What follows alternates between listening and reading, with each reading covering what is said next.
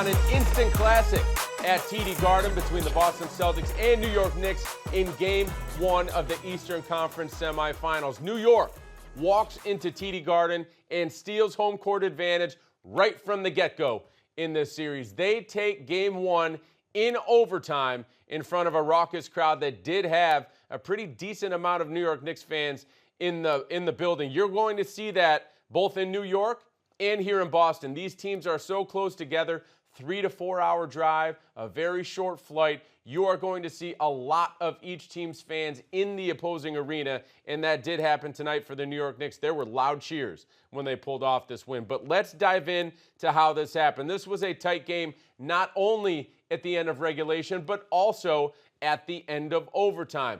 To get this game to overtime, the Boston Celtics needed to score during the final minute. They got it from Jrue Holiday on a cutting layup to force overtime, and then the Celtics got the stops they needed down the stretch.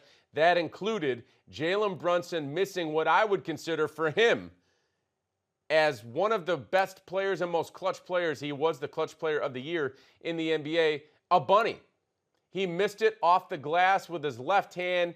Al Horford rose up to contest the shot just enough to force that miss and in turn force overtime. And in overtime, this game stayed tight. Went down to the final seconds yet again. The Celtics fell behind by 6. All of a sudden, they slashed that deficit in half with a three-pointer from Jalen Brown, and then came the final 30 seconds, and they were chaotic.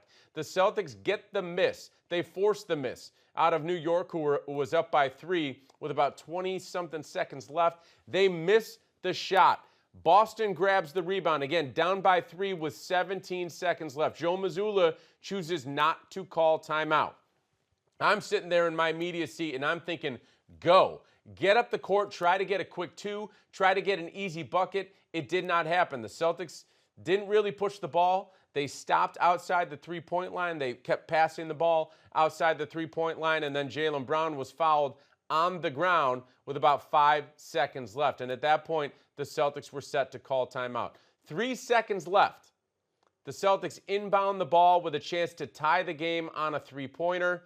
They do not get a shot off.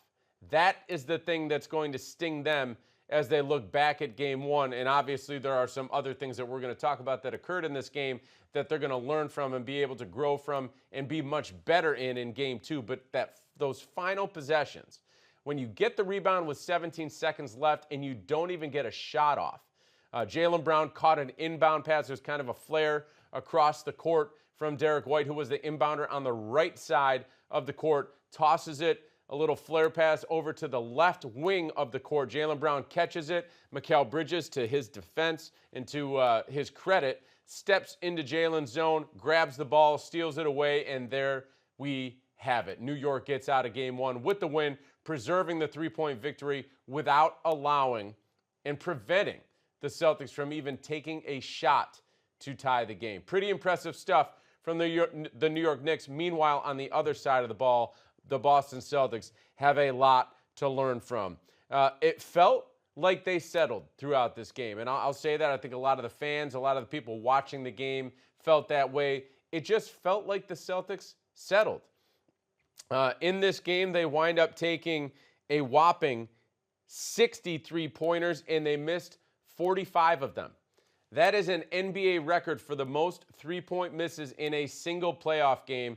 That's what you saw out of the Boston Celtics tonight. Now, that doesn't happen very often for this team, as we all know, but it felt to me like the way they were getting those three-pointers was not necessarily their style and their brand of basketball. We saw them play a different type of brand of basketball during the first round because the defense called for it with New York against Orlando. The Boston Celtics had to go for 2s.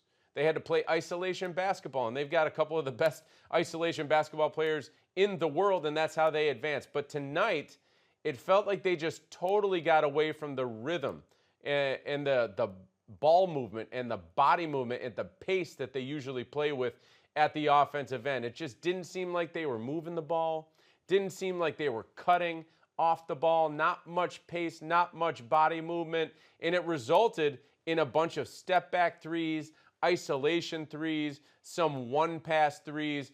That is atypical of what we've seen from this Celtics team all season long. This team moves the ball. This team moves bodies. It tries to get you in multiple rotations and then takes the rhythm three on a drive and kick or a swing, whatever it is. Tonight, it was like one swing, or it was a one dribble pass, or it was a step back three. It just didn't feel like the rhythm was there for the Celtics because they weren't playing their brand and their style of basketball. And as I said, that led to them missing 45 three-pointers. That is an NBA record for a playoff game. Not a record that you want to hold, but it is one that the Celtics now hold, and it's their turn to try to bounce back from that heading into Game 2. And in this game in general, it was a putrid offensive performance from them. We just don't see this from the Boston Celtics. And listen, you got to give credit to New York. I said it on Celtics Weekly last week. This team was built defensively to try to compete with Boston. OG Anunoby, that trade, huge for them. A big, long, strong wing who can defend at a very high level. Mikal Bridges, one of the better defenders in the league on the wing. Big and long and athletic. You got Josh Hart, who is a pest, who can get in anyone's skin. And then you've got Mitchell Robinson playing on the background, trying to block shots and defend the rim. This is a very good defensive team. This team is capable. But the Celtics lit this team up throughout the regular season, and they did it by playing their brand of basketball. And again, I'm going to repeat it one last time. They did not do that tonight. During the second half, as I said, a putrid offensive performance, 29% from the field. 29% from the field during the second half. Scored only 39 points in quarters 3 and 4. They have a bunch of quarters this season, individual quarters where they scored more than 39 points. So they shoot 29% during the second half. They shoot 26% from three-point range. It just was not their night. We've seen them play much better than this basically 95% of the time throughout the regular season. That's why I got to think that they're going to be able to battle back and turn this ship back around and play much better defense and offense in particular during Game 2. A couple of players that I want to highlight are Jrue Holiday and Al Horford. Listen, the numbers are not going to stand out, but the impact were certainly there. Jrue Holiday almost single-handedly got the Celtics to overtime by hounding Jalen Brunson out around the three-point line and making life so difficult for him. Obviously, Brunson did get that shot off at the end of regulation. He missed it thanks to Horford coming over, and that's what I got to say here is those two guys just seemed like they made every key play that the Celtics needed down the stretch to get to overtime and then to keep it close when the Celtics did get to overtime. So props to Jrue Holiday and Al Horford. A bunch of winning plays today. Obviously, Boston was not able to win the game, but those guys still deserve attention for what they brought to the table. In the right place at the right time, all the time. Huge offensive rebounds, defensive rebounds, blocks, big shots throughout the game. Jrue Holiday is the one who forced overtime with his cutting layup. So, again, props to those guys. They played at a very high level. On the other side of the ball, this was the OG Anunoby and Jalen Brunson show. Each of those guys scored 29 points. In comparison, no member of the Boston Celtics scored more than 23. So, again, you've got two of the top scorers in the game, each scoring 29 points. Meanwhile, none of the Celtics scored more than 23. Anunoby was awesome, 6 of 11 from three-point range. Jalen Brunson, not quite the same efficiency. He was 5 for 9 from three-point range, only 9 for 23 on the night. The Celtics really played great defense against him, but he still finds a way to make big shots and to put his team in position to win. He is the clutch player of the year in the NBA, and he played like it tonight outside of that one miss that he had at the end of regulation. That's what I got to outline. Now we're going to jump into some comments from the fans. And listen, not all the fans are happy, okay? I understand that. The Celtics just gave away home court advantage, but let's dive in right now. So our first comment is coming in from YSL TD Garden, and that's on how the Celtics looked physically during this Game 1. Then we've got Sean, who doesn't seem to think this type of loss will happen. Again, I like that. A glass half full from Sean. And then last but not least, we've got Kim Chef on what led to this defeat in Game 1 for the Boston Celtics. So again, let's dive into the first one here. This is about how the Celtics looked physically during this game. All right, first comment up. Here it is. ITYSL TD Garden says, looked tired, which is weird after 5 days of rest. And yes, we will talk about that. The Boston Celtics did close out in 5 games. Their last game was last Tuesday against the Orlando Magic. They closed out, and meanwhile, the New York Knicks did not on that night, and the New York Knicks had to play Thursday. So the Knicks get just a few days off, while the Celtics get 5 days off. And it did look like the Celtics, I wouldn't say tired. That's not the word that I would use to describe them, but they looked out of rhythm.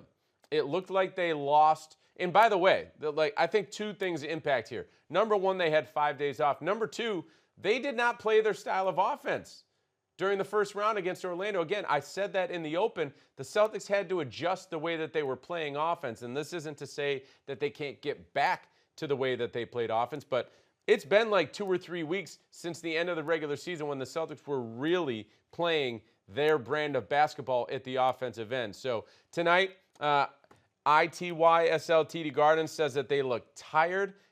That comments that is weird. I do think it is a little bit strange that the Celtics looked like they were kind of stuck in mud a little bit tonight. Again, not moving the ball, not moving bodies, not what you typically see out of them, and not what we saw out of them at all during the regular season against the New York Knicks. Again, I would not use the word tired to describe them. I would use the word out of rhythm. They just didn't seem to have their rhythm during this game, but my confidence is there that they're going to get it back in game 2. They've had it all season long. Usually when it leaves, it doesn't leave for very long. It comes back quickly, and the Boston Celtics find their rhythm at the offensive end. So that is what I'm looking forward to hopefully happening Wednesday night when these teams meet again for game 2. All right, next up is Sean, who I will remind you, a little bit of a glass half full comment here. So let's take this from Sean, who says, blowing a 20-point lead is unacceptable. But how many games will they shoot 35% from the field and 25% from 3 with that many open looks? And even then, it took OT and a 3-point loss for the New York Knicks to be able to grab a win. These are some things, I'm with you here, Sean, that there's some circumstances that we really need to talk about. Everyone's going to be talking about how poor the offense looked. Everyone's going to be talking about how many 3-point misses the Celtics had during this game. What not everyone is going to be talking about, which they should be talking about, is the fact that that all happened in addition to the fact that the Celtics were without 2 of their top 9 players almost for the entirety of this game.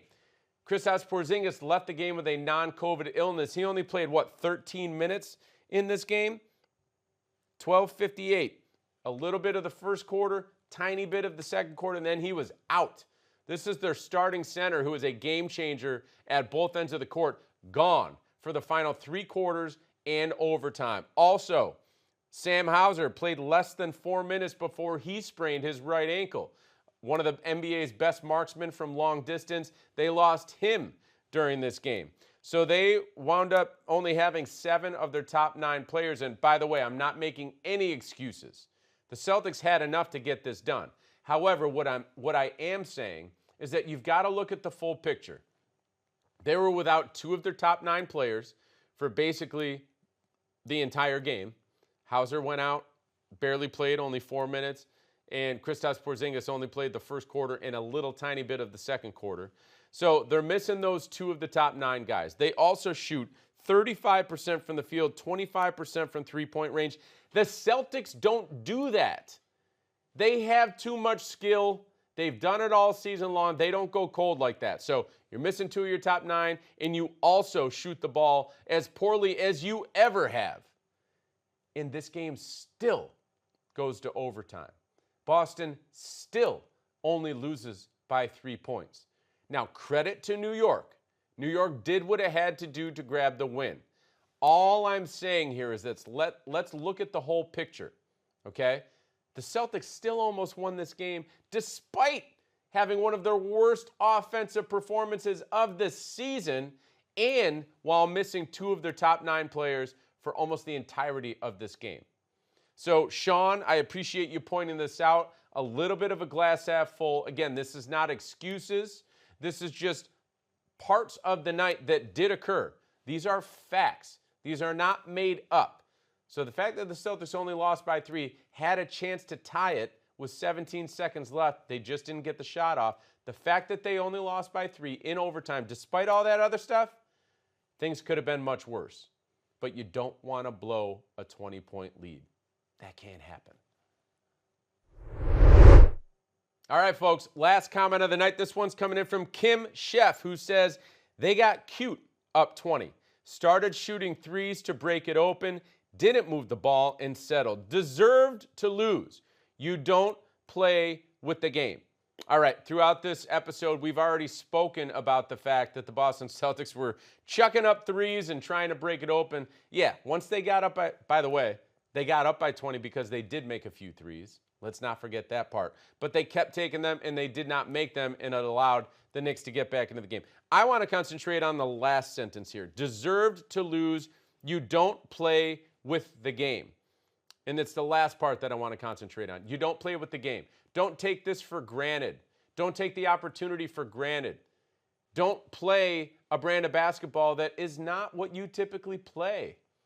Play the way you have played all season long that got you here. Play the way that got you the number 2 seed in the East, that had you grab a 4-1 series lead in series victory during the first round. Play the way that won you a championship last season. If the Celtics get back to that, I have no concerns. You shouldn't have any concerns. This team is, again, too talented, it's too experienced, and it's too good in all facets of the game. One of only 2 teams in the NBA to rank in the top 5 in both defensive and offensive efficiency this season. So you can't play with the game. You got to play your brand of basketball, and that brand of basketball is not settling. It's not taking step-back threes. It's not moving the ball. It's not moving bodies. Play with pace, move the ball, take good shots, take shots that are in rhythm, and you're going to be just fine. All right, so that's what I got to say. Kim, I appreciate you sending in the comment and keeping it real here. We're going to keep it real as we move forward, okay? New York stole game 1. It marched into TD Garden and stole game 1. And after the game, by the way, when I was outside, okay, taking a brief walk outside of TD Garden, New York Knicks fans were surrounding statues out front chanting Knicks in 4. We got a little something to take care of Wednesday night, okay? The Boston Celtics are going to try to even this thing up. Wednesday night tip-off, again, is at 7 o'clock, and you can catch that game on TNT. And we appreciate you tuning in tonight, folks. Send in your comments after every great game, and you might be a part of the Sound Off Post-Game podcast. I'm Mark D'Amico. Again, I appreciate you listening or watching on YouTube, and I'll see you again Wednesday night.